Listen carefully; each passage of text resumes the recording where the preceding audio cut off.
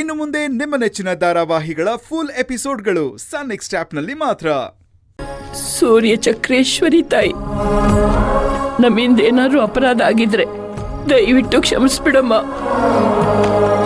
ಪದೇ ಪದೇ ಈ ಮನೇಲಿ ಆಗ್ತಾ ಇರೋದನ್ನ ಬರ್ಸ್ಕೊಳ್ಳೋಷ್ಟು ಶಕ್ತಿ ನನ್ಗಿಲ್ಲಮ್ಮ.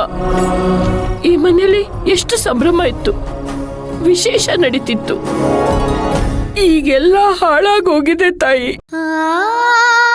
ಹೊಸ ಸೂರ್ಯ ನಾನ್ ನಿಮ್ಮ ಮೊಮ್ಮಗ ಅಂತ ಹೇಳ್ತಿದ್ರು, ನನ್ನ ಕೈಲದನ್ನ ಅರಗಿಸ್ಕೊಳಕ್ ಆಗ್ತಿಲ್ಲ ತಾಯಿ.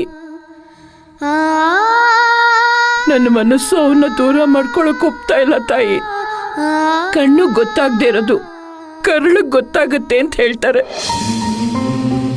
ಆ ಸೂರ್ಯನೇ ನನ್ನ ಮೊಮ್ಮಗ, ಅವನೇ ನಮ್ಮ ವಂಶದ ಕೊಡಿ ಅಂತ ನನ್ನ ಹೃದಯ ಹೇಳ್ತಾ ಇದೆ ತಾಯಿ.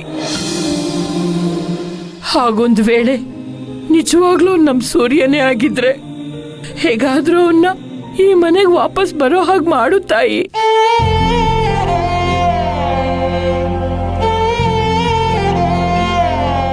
ಅಮ್ಮ ಅಮ್ಮ ಏನಾಯ್ತು ನಾಗಲಕ್ಷ್ಮಿ? ಸುರ್ಬಿನ್ ಎಲ್ಲಾದ್ರೂ ನೋಡ್ತಾ? ಇಲ್ಲ ಕಣೆ, ಬೆಳಿಗ್ಗೆಯಿಂದ ಕೋಣೆ ಬಿಟ್ಟು ನಾನು ಈಗಲೇ ಬರ್ತಾ ಇರೋದು.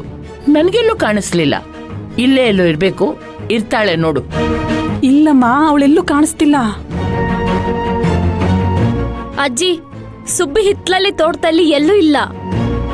ನಾನು ಅಷ್ಟೇ ಗೊತ್ತಿರೋನೆಲ್ಲ ವಿಚಾರಿಸಿದೆ, ಎಲ್ರು ಗೊತ್ತಿಲ್ಲ ಅಂತಾನೆ ಹೇಳಿದ್ರು.